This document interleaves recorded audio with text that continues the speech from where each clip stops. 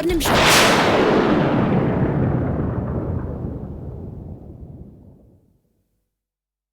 பேர்ல மட்டும் ஒரு சின்ன திருத்தம்.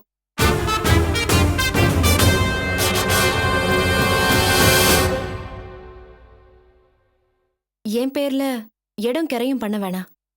அத்தை பேர்லயே எழுதிருங்க.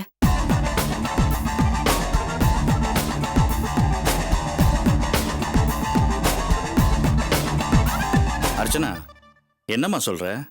இடத்தை என் பேர்ல எழுத வேணாம் மாமா. அத்தை பேர்லயே எழுதிருங்க. தம்பி பாக்கியம் பூங்காவனன்னு வாங்குறவங்க சேஞ்ச் பண்ணிடுப்பா. சரி சார். கொஞ்சம் இருங்க. அர்ச்சனா, ஏம்மா திடீர்னு இப்படி ஒரு முடிவு? இது திடீர்னு எடுத்த முடிவுல மாமா. நல்ல யோசனை பண்ணி தான் எடுத்தேன். இடம் அத்தை பேர்ல இருக்கிறது தான் சரி. அதெல்லாம் ஒன்றும் வேண்டாமா அர்ச்சனா. உன் பேர்லயே இடம் இருக்கட்டும். என் பேர்ல எல்லாம் மாற்ற வேண்டாம். ஆமாம் அர்ச்சனா, நிலத்தை உன் பேரில் கரையம் பண்ணணும்னு கண்டிப்பாக சொல்லி தான் உங்கள் அம்மா நகையே கொடுத்தாங்க.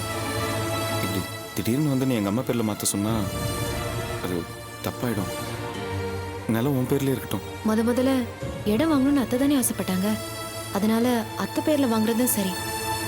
இல்லைம்மா, இது ஒன்றும் எனக்கு சரியா படலை.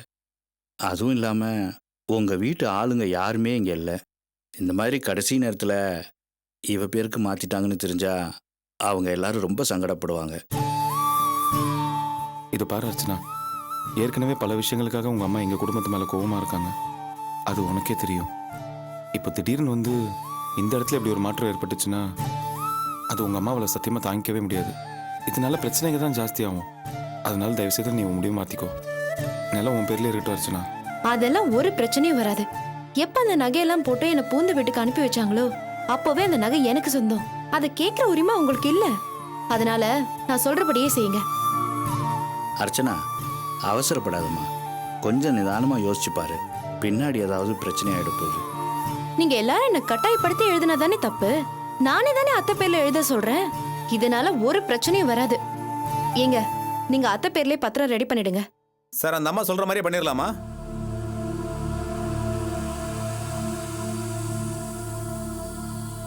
சரி, பண்ணிடுங்க.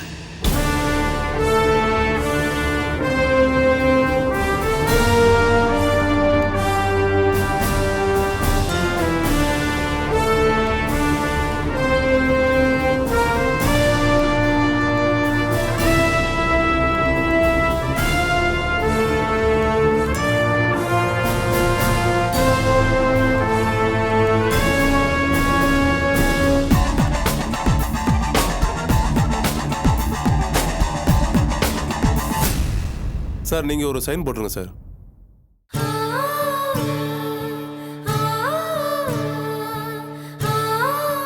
நீங்க ஒரு சைன் போடுங்கம்மா.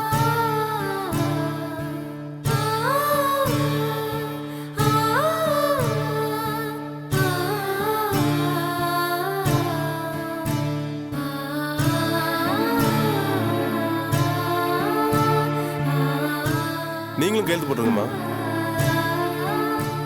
என்னம்மா, இப்ப சந்தோஷம் தானே? ரொம்ப சந்தோஷங்க. இதுல ஒரு கையெழுத்து போடுங்க சார்.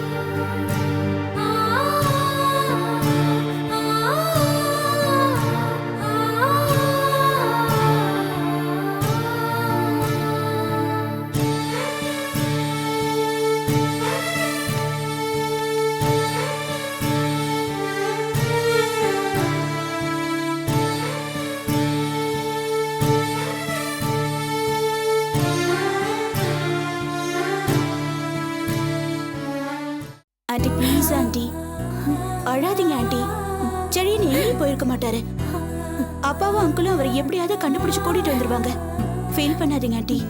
இல்லம்மா, இத்தனை வருஷத்துல அவன் கோச்சிக்கிட்டே வீட்டை விட்டு போனதே இல்லை. போய் 4 நாள் ஆச்சு.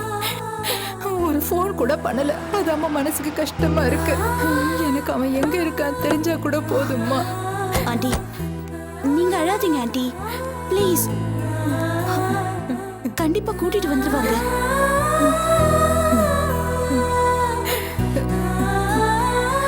என்னங்க, அவன் வந்துட்டானா?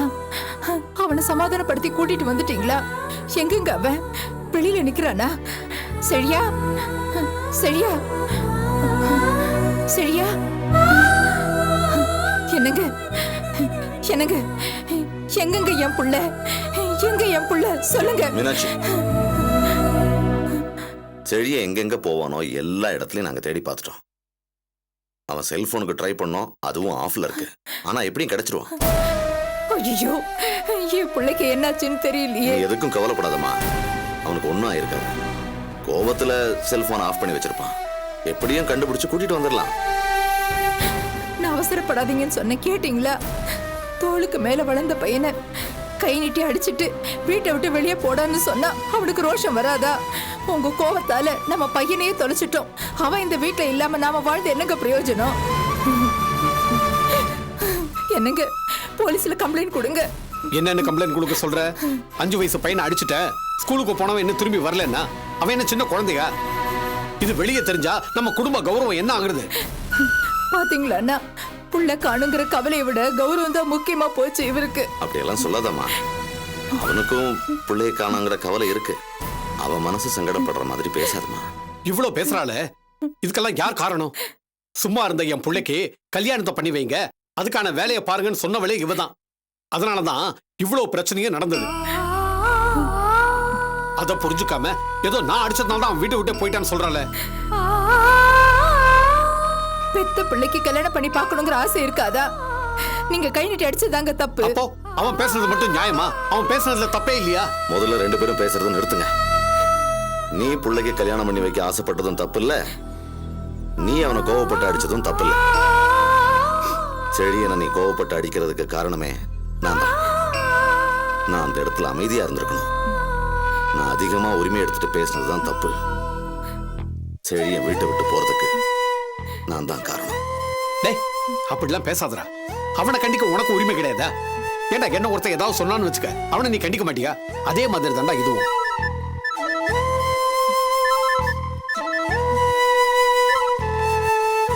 ஹலோ, நான் கேட்டு போலீஸ் ஸ்டேஷன்ல இருந்து இன்ஸ்பெக்டர் பேசுறேன். சொல்லுங்க சார், என்ன விஷயம்? 9840111270. இது யாரோட நம்பர்? இது என் பையன் அன்பு செழியனோட நம்பர். என்னங்க ஏன் சார்? செழியும் கிடைச்சிட்டானா? சார், உங்க பையனுக்கு இப்ப என்ன வயசு இருக்கும்? சார், அவனுக்கு 30 வயசு ஆகுது. எதுக்காக சார் இதெல்லாம் கேக்குறீங்க? சார், நுங்கம்பாக்கம் ரயில்வே ட்ராக் பக்கத்துல 30 வயசு மதிப்பு தக்க ஒரு பாடி கிடந்துச்சு. அது பக்கத்துல ஒரு செல்போன் கிடந்துச்சு. அந்த செல்போன்ல டாடின்னு ஒரு நம்பர் இருந்துச்சு. அந்த நம்பரை பார்த்தா இப்போ நான் டயல் பண்ணேன். அந்த பாடியை ஐடென்டிஃபை பண்ணணும். உடனே ஜிஹெச்சுக்கு வரீங்களா?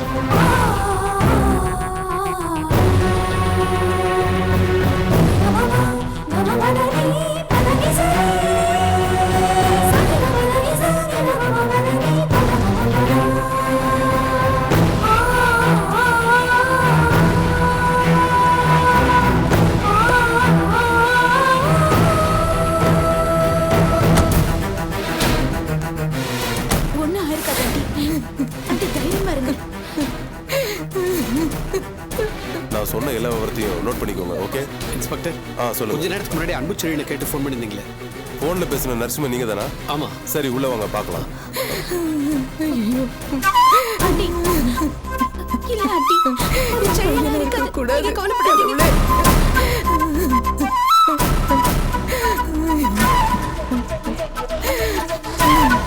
செழியா ஆண்டி தைரியமா இருங்க ஆண்டி.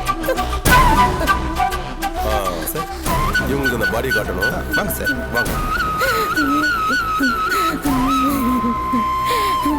இல்ல, நான் வரமாட்டேன். இது என் பையனா இருக்காது. நான் வரமாட்டேன். இங்க பாருங்க ஆண்டி, அது செழியனா இருக்காது. கண்டிப்பா இருக்காது. நீங்க வாங்க. வாங்க ஆண்டி. இல்லம்மா, இது என் பையனா இருக்காதும்மா.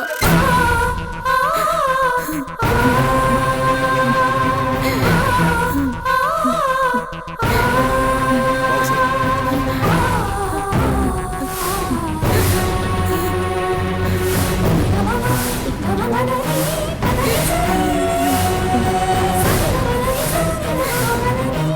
பார்க்கலாம்.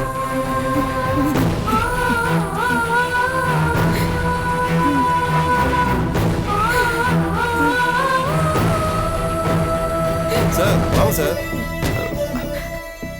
பார்க்கலாம்.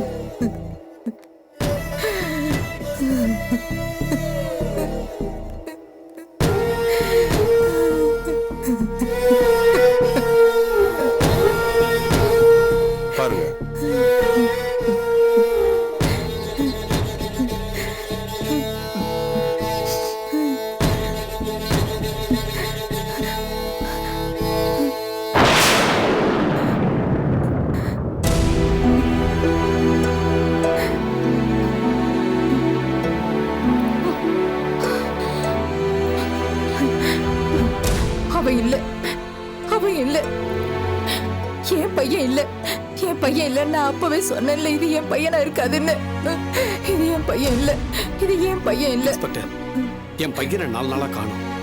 நீங்க வேற டெட் பாடின்னு சொன்னதும் ரொம்ப பயந்து போயிட்டோம். இது என் பையன் இல்ல. உங்க பையன் இது இல்லைங்கிறீங்க. இவர் இதுக்கு முன்னாடி பாத்திருக்கீங்களா எங்கேயாச்சும்? இல்ல சார், அவன் போனு உங்களுக்கு தெரியாம பையனோட ஃப்ரெண்டா கூட இருக்கலாம், இல்ல போனை ஓசில் வாங்கியிருக்கலாம், இல்ல உங்க பையன் செல்ல தொலைச்சி இவர் கையில கிடைச்சிருக்கலாம். ஒருவேளை செல்போன் திருடனா கூட இவர் இருக்கலாம். சரி, உங்க பையன் காணாம போய் 4 நாள் ஆச்சு, ஏன் நீங்க போலீஸ் ஸ்டேஷன்ல கம்ப்ளைண்ட் கொடுக்கல? சார், ஃபேமிலி பிரச்சனையில கோச்சுக்கிட்டு வீட்டை விட்டு போயிட்டாரு, அதான் கம்ப்ளைண்ட் கொடுக்கல. சரி, எதுக்கும் லோக்கல் போலீஸ் ஸ்டேஷன்ல ஒரு கம்ப்ளைண்ட் கொடுத்துவீங்க, உங்களுக்கு உதவும். சரி சார். நீங்க போங்க சார். நிச்சயமா செழியன் கிடைச்சிருவார் ஆண்டி.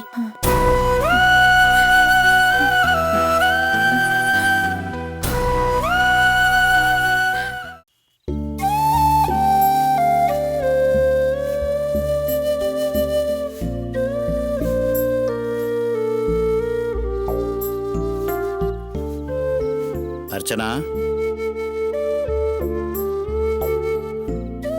மாமா, என்ன மாமா இங்க நின்னுட்டு இருக்கீங்க? உங்ககிட்ட பேசணும் தாம்மா காத்துக்கிட்டு இருந்தேன். என்கிட்ட என்ன மாமா பேசணும்? எனக்கு ஒரு உண்மை தெரிஞ்சாகணுமா. நான் கேட்க போற விஷயத்துக்கு மறைக்காம பதில் சொல்லணுமா. என்ன மாமா, கேளுங்க.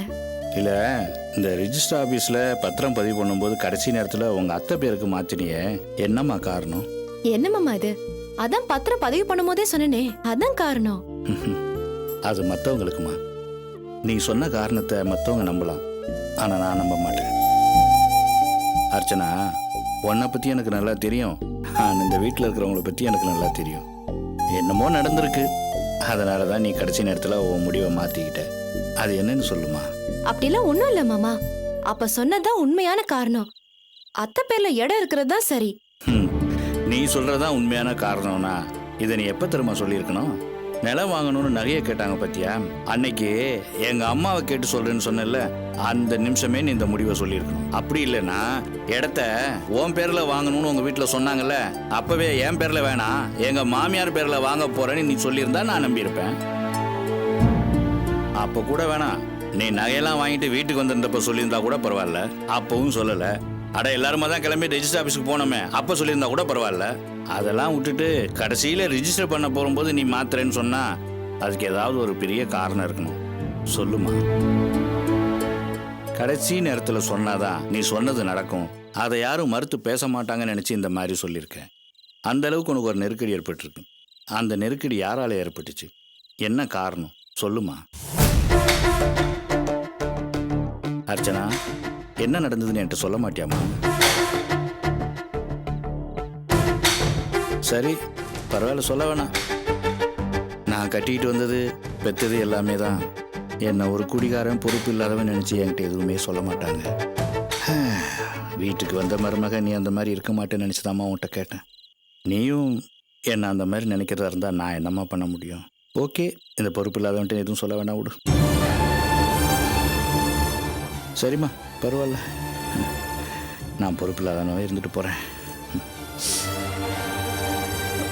மாமா, எனக்கு உங்க மேல மரியாதையும் இருக்கு, உங்க பேச்சுக்கு மதிப்பும் இருக்கு, அதனால சொல்றேன் மாமா. ரொம்ப சந்தோஷம்மா, சொல்லு. ஆனா இந்த விஷயத்தை யார்கிட்டயும் சொல்லக்கூடாது. இல்லம்மா, சொல்லல. என்னை நம்பி சொல்லலாம், சொல்லு. சொல்றேன்.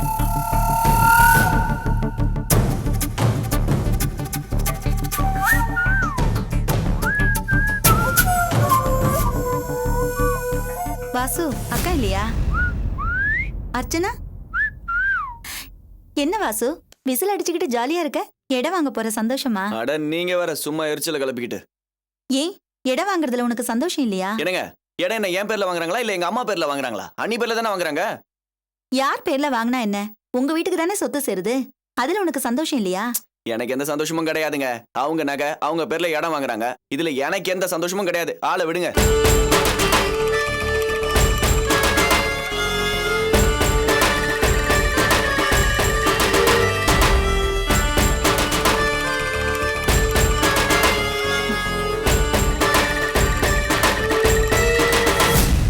அர்ச்சனா, நீ இங்கதான் நிக்கிறியா?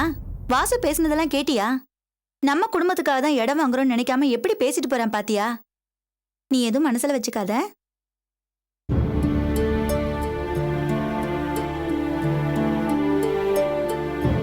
எனக்கு என்னவோ வாசுவா அப்படி பேசிருப்பான்னு தோணல.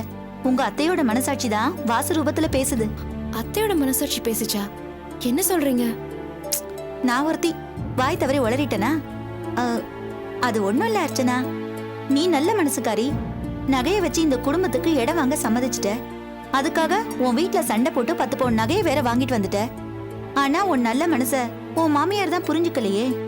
அப்படி புரிஞ்சுக்கிட்டு இருந்தா என்கிட்ட அப்படி ஒரு வார்த்தை சொல்லிருப்பாங்களா? அத்தை உங்ககிட்ட என்ன சொன்னாங்க சொல்லுங்க. அதை விட அர்ச்சனா, அதை கேட்டா வீணா உன் மனசு கஷ்டப்படும். ஒன்னும் கஷ்டப்படாது. அத்தை என்ன சொன்னாங்கன்னு சொல்லுங்க. வேண்டாம் அர்ச்சனா, அப்புறம் நான் என்னமோ மாமியார் மருமகளுக்குள்ள பிரச்சனை பண்ண மாதிரி ஆயிடும். ஒரு பிரச்சனையும் வராது. அத்தை என்ன சொன்னாங்கன்னு சொல்லுங்க. சரி, நீ இப்படி வற்புறுத்தி கேக்குற, அதனால நான் மனசே இல்லாம சொல்றேன். அந்த இடத்த உன் பேர்ல வாங்குறதுல உன் மாமியாருக்கு கொஞ்சம் கூட இஷ்டமே இல்ல. அது மட்டும் இல்ல, நான் உங்க மாமியார்ட்ட பேசிட்டு இருக்கும்போது அவங்க இன்னொரு விஷயமும் சொன்னாங்க. அத சொன்னா நீ வாழ்க்கையே வெறுத்துடுவ. அப்படி என்ன சொன்னாங்க? நீ உங்க வீட்டுல சண்டை போட்டு நகை வாங்கிட்டு வந்ததெல்லாம் வெறும் நடிப்பான்.